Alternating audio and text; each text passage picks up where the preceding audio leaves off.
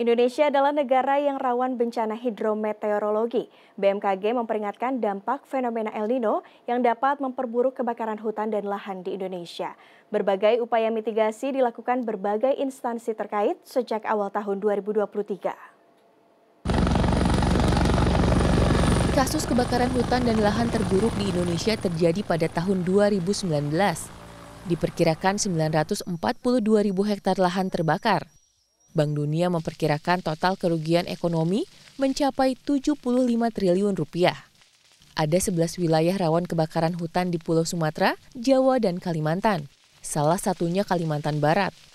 Gubernur Kalimantan Barat Sutarmiji mengaku telah menjadikan bencana 5 tahun silam sebagai pelajaran. Kita memberikan peringatan pada 130 perusahaan, kemudian ada penyegelan, ada lain sebagainya.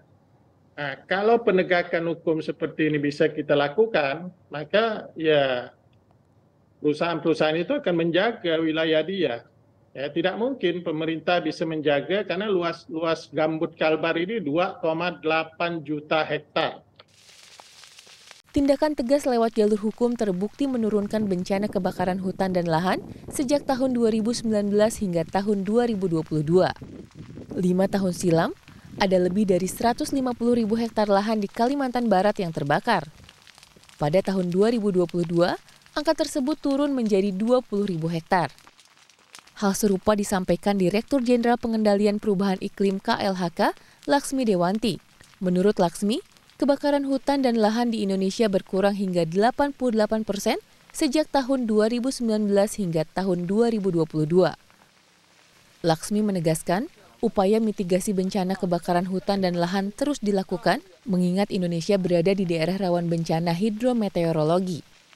Mulai dari melakukan analisa iklim dan cuaca yang menghasilkan early warning system menggunakan teknologi canggih, hingga mengedukasi praktik pembukaan lahan tanpa membakar. Selain itu, penegakan hukum menjadi aspek penting untuk menindaklanjuti kasus kebakaran lahan.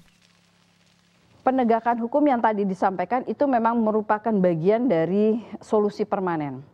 Seperti yang tadi dilakukan oleh Pak Gubernur, kami juga di KLHK melakukan upaya peringatan. Jadi kalau misalnya karena lingkup kami adalah di kegiatan atau usaha kegiatan kehutanan, jadi pada saat di koordinat tersebut terjadi atau terdeteksi titik api yang tingkat kepercayaannya tinggi, maka unit Direktorat Jenderal Penegakan Hukum langsung melakukan atau mengirimkan surat peringatan bahwa ada titik api harus ditanggulangi.